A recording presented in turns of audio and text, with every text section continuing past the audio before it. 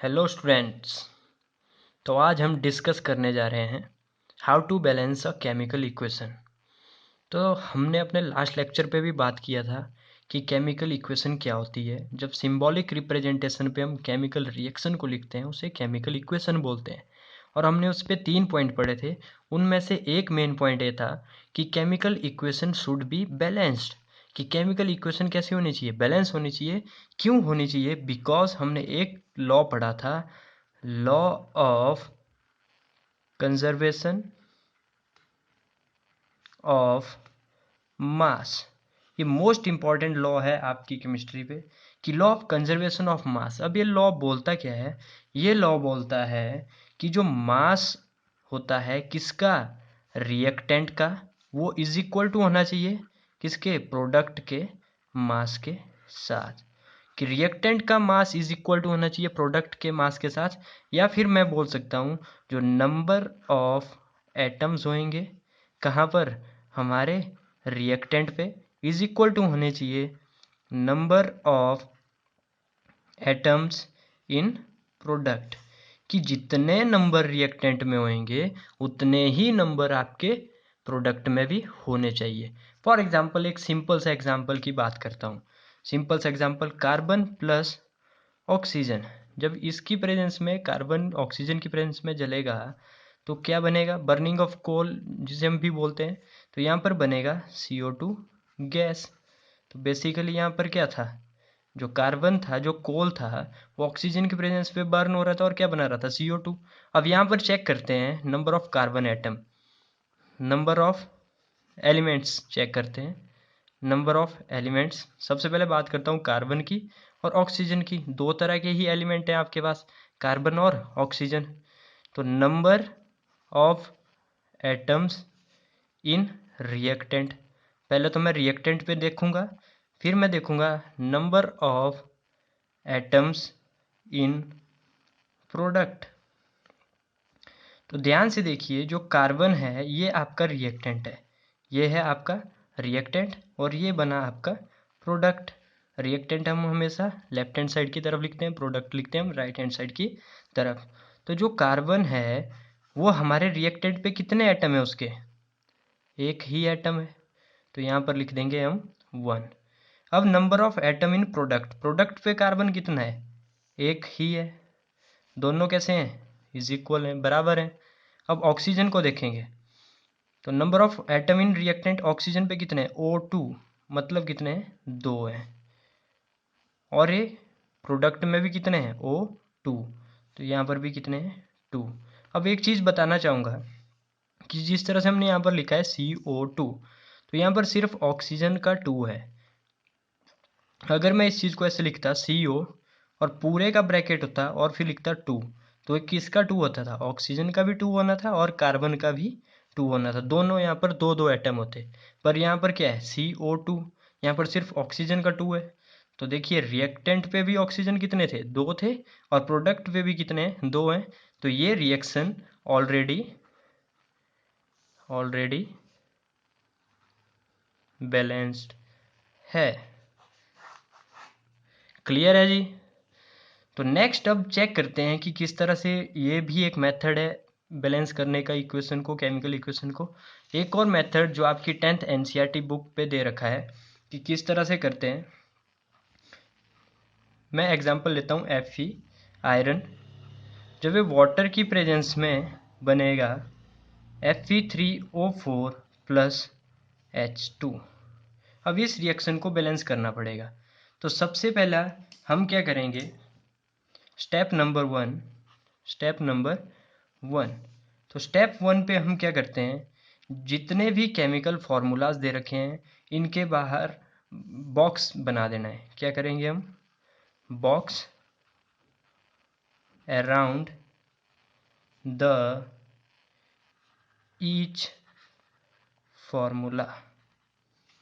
तो बॉक्स बना देंगे। हमारे पास क्या देख रखा था, Fe plus H2O, it gives us Fe3O4 plus H2। तो ये जो हमारे पास जितने भी केमिकल फार्मूलाज दिए हैं या जितने भी एलिमेंट दिए होंगे उन सब के बाहर हम क्या बना देंगे, एक बॉक्स बना देंगे। ये बॉक्स क्यों बनाए?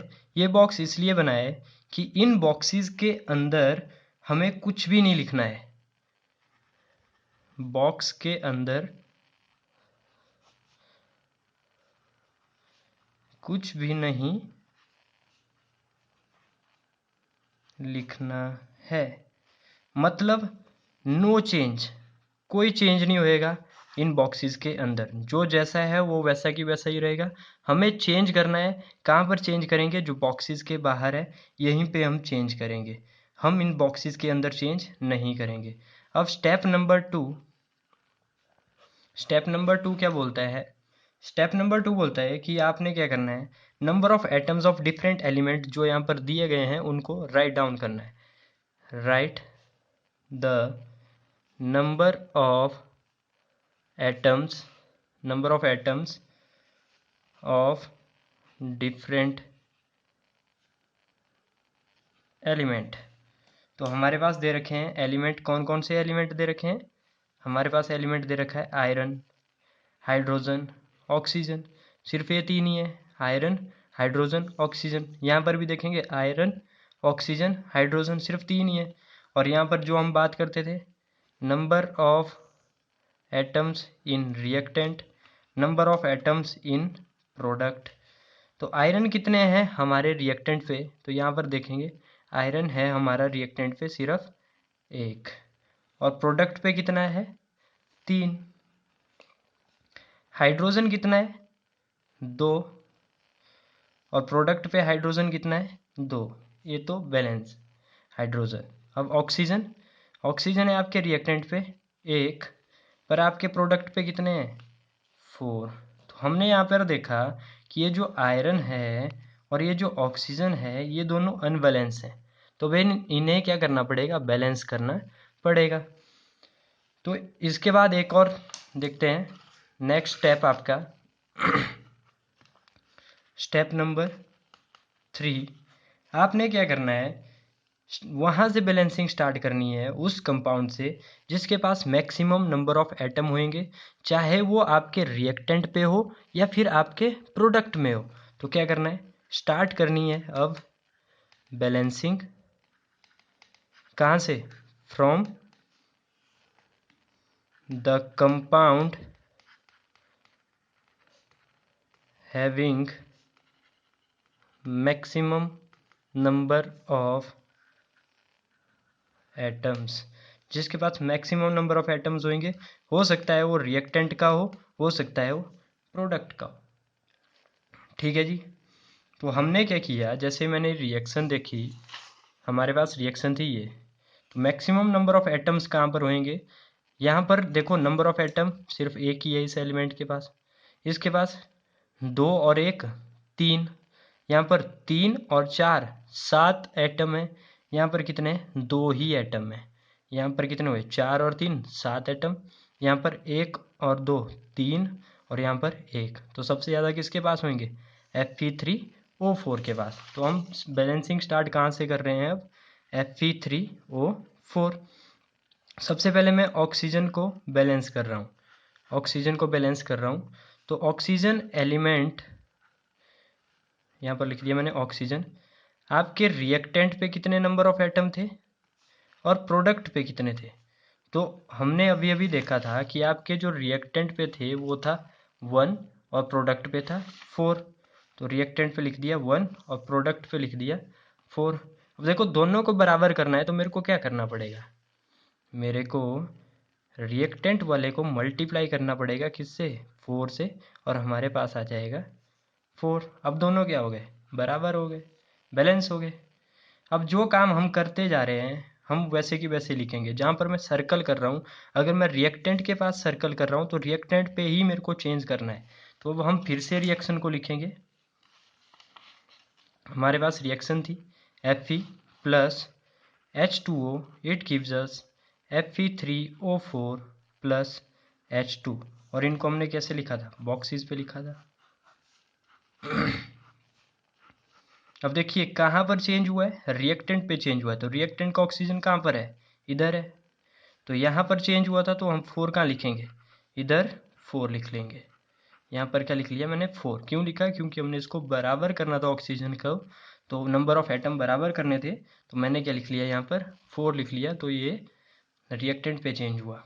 अब मैंने क्या किया है, अब आयरन हमने यहाँ पर क्या किया, Fe3O4, O को तो मैंने बैलेंस कर दिया, अब किसको नहीं किया, आयरन को। तो अब मैं लिखूंगा आयरन Fe, तो एलिमेंट आ गया हमारा Fe, number of atoms in reactant और इन प्रोडक्ट। तो Fe रिएक्टेंट पे कितना है, जो Fe है वो रिएक्टेंट पे है 1 और प्रोडक्ट पे कितना है 3।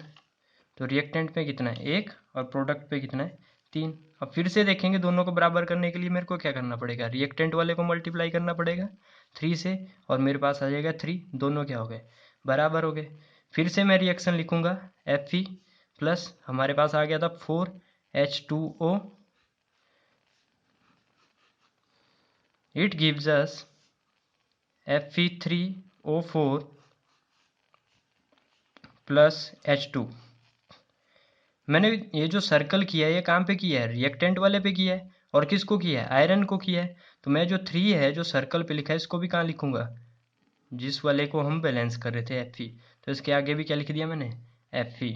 अब देखो हमने क्या करना है, 2 एलिमेंट को तो हमने बैलेंस कर दिया, अब कौन सा एलिमेंट बचा, हाइड्रोजन।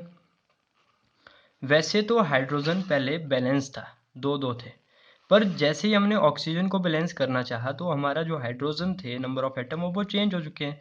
तो hydrogen number of atom in reactant, number of atom in product. तो हाइड्रोजन के पास number of atom in reactant कितने हो गए, अब 4 2 जा 8। अब अंदर ये दोनों की तरफ को मल्टीप्लाई होगा, तो 4 2 जा 8, और प्रोडक्ट पे कितने हाइड्रोजन है, ओनली 2। तो मेरे को क्या करना पड़ेगा, इन दोनों को बराबर करने के लिए प्रोडक्ट पे मल्टीप्लाई करना पड़ेगा 4 से, और यहाँ पे आ गया 8। अब ध्यान से देखो मैंने कहाँ पर सर्कल किया हुआ है, प्रोडक्ट पे, तो मैं जो 4 है ये भी कहाँ पे लिखूंगा, प्रोडक्ट पे ही लिखूंगा। तो हमारे पास क्या आ गया 3 Fe 4 H2O, it gives us Fe3O4 plus 4H2। ये 4 कहाँ से लिखा, यहाँ से। क्यों? क्योंकि प्रोडक्ट पे मैंने अब क्या किया था, मल्टीप्लाई किया था, जो सर्कल पे है उसको हम बॉक्स के बाहर लिखते हैं। अब हम क्या करेंगे, नेक्स्ट स्टेप पे हमें करना पड़ेगा कि हम अब चेक करेंगे कि ये जो नंबर ऑफ एटम है क्या अब ये बराबर है या नहीं है। तो एक बार मैं फिर से लिखूंगा number of element Fe, hydrogen और ऑक्सीजन। अब number of atom in reactant, number of atom in product, तो Fe का चेक करूंगा, तो Fe देखिए यहाँ पर है 3, और यहाँ पर भी कितने 3, तो ये तो बैलेंस हो चुका है। हाइड्रोजन 4 2 जा 8, और यहाँ पर भी 4 2 जा 8, तो ये भी क्या हो गया, बैलेंस हो गया। ऑक्सीजन 4 4, और यहाँ पर भी ऑक्सीजन कितना है, ओनली 4, तो ये भी क्या हो गया, बैलेंस। अब ये इक्वेशन क्या हो चुकी है, बैलेंस इक्वेशन हो चुकी है।